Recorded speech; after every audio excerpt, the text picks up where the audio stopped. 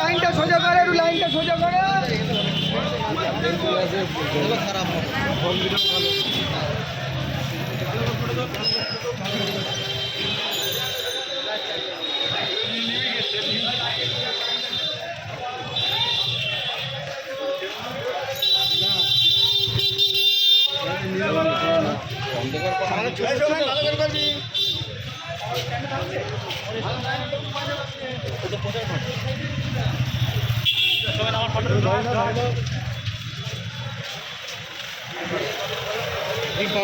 লাগবে না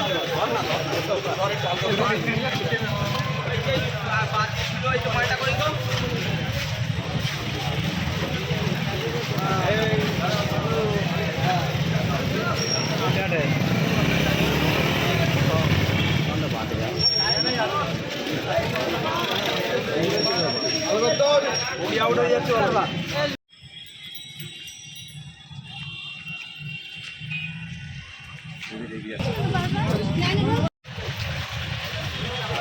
সরে আসে, সরে আস, লাইট মারো।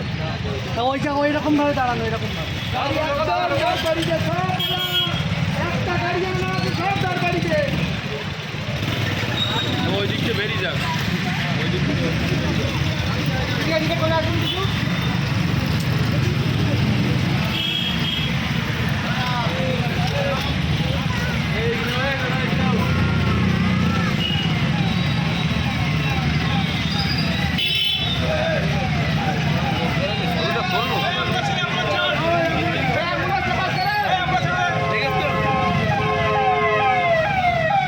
একত্রিত হয়ে পদযাত্রা করেছে মোমবাতি নিয়ে।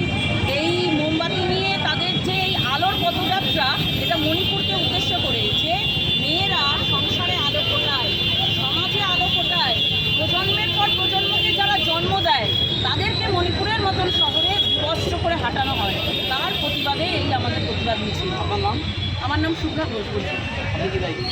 আমি বসিরহাট শহর তৃণমূল মহিলা কংগ্রেসের প্রেসিডেন্ট। আজকে মোমবাতি নিয়ে মিছিল কি বার্তা দিতে চাইছেন? যেখানে মণিপুরে একটা বিধ্বংসী ঘটনা ঘটে গিয়েছে, তারপরে বসিরহাটের রাজপথে আপনারা নেমেছেন, কি বার্তা দিতে চাইছেন?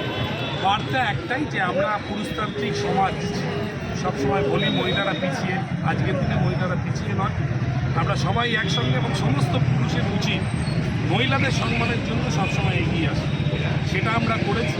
মণিপুরে যেভাবে একটা বিজেপি গভর্নমেন্টের সরকার মানুষের ওপর অত্যাচার করছে, ইন্টারনেট বন্ধ, পরিষেবা বন্ধ, মিডিয়া ঢুকতে পারছে না। ওই বাংলায় তো কখনো দেখা যায়নি যে মিডিয়াকে আটকে দেওয়া হয়েছে। বাংলায় যদি কোনো অশান্তি হয় তার উপযুক্ত শাস্তি তারা পেয়েছে। আমরা চাই যে উপযুক্ত শাস্তি যেন সবাই পায় এবং মহিলারা সুরক্ষিত। কি বার্তা দিতে চাইছেন? বার্তা একটাই দিতে চাইছি, যে বাংলা সবসময় আগামীর পথ দেখাবে। বাংলার মুখ্যমন্ত্রীর নাম মমতা বন্দ্যোপাধ্যায়, তিনি একজন মহিলা, এবং বাংলায় মহিলা সুরক্ষিত, এটা সেন্ট্রাল রিপোর্ট হল। বাংলায় কি মহিলারা সুরক্ষিত? বাংলার মুখ্যমন্ত্রী মমতা বন্দ্যোপাধ্যায় বাংলায় মহিলারাই সুরক্ষিত বলে আজকে আপনারা দেখুন, আজকের ডেটে সারা বাংলা জুড়ে, শুধু বসিরহাটটা সারা বাংলা জুড়ে চারিদিকে মিছিল হচ্ছে এবং বেশি সংখ্যক মহিলারা রাস্তায় নেমেছে।